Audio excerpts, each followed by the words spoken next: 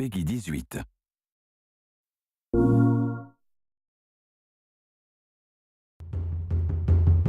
The combat in the game feels very intense.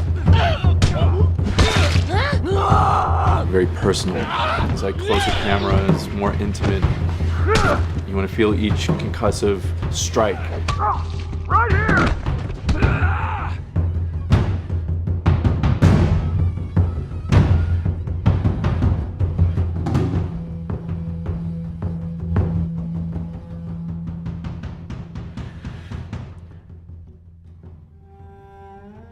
The people you're fighting in this world are no different from you. They're survivors just like you. They're trying to find anything to get by. We want to make you feel for these enemies. We want to make you hate them, feel sorry for them, be afraid of them. Make you feel kind of bad when you shoot at them. You have to feel that there is that consequence to engaging with these people and that there is something at stake. Your objectives aren't lining up, so now it's time to kill or be killed.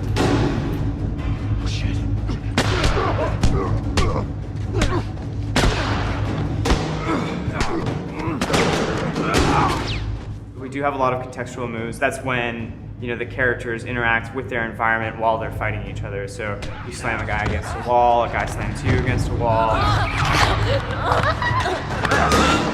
Grounding of the combat in the game world, which kind of makes it a lot more interesting and more real. Nothing really says you're in this environment like having your head slammed against it.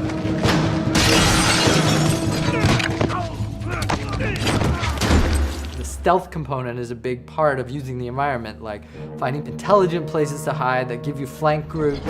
And the AI analyze the space that they're in, and they know, like, here's a place to hide that will allow me to flank the player and come around the side he's not looking.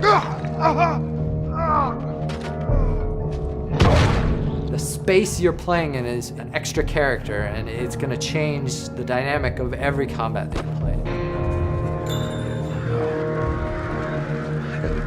And then when an encounter happens, we want things to slow down. I'm going to use this thing that we call listen mode. Lets Joel kind of focus his attention, his hearing.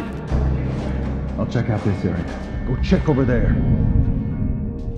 If a guy's knocking a can over or he's speaking, I'm going to kind of see a visual representation of that sound in front of me. It lets me kind of know where guys are in the world. But that lets us build tension. And that lets me now look at Ellie and see where Ellie's at and kind of approach the situation carefully.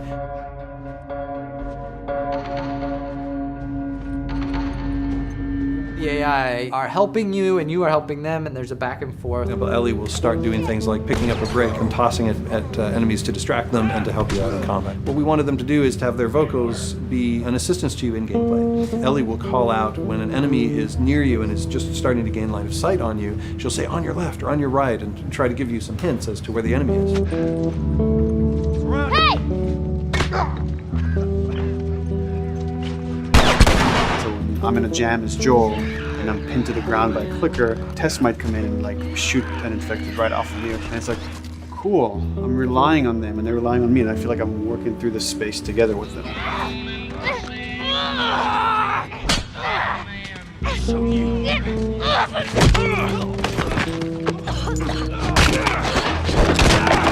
You might say, they did a bad thing. They killed somebody. They didn't do something that seems fully morally just. Well, you're going to think that they're bad people unless you, as the player, feel how terribly difficult it is to survive. The pressure is so terrible in this world that you just have to make a choice and live with it. Right now, I'm gonna jump down there and I'm gonna clear us a path. What about me? You reckon you can handle that? Just so we're clear about back there,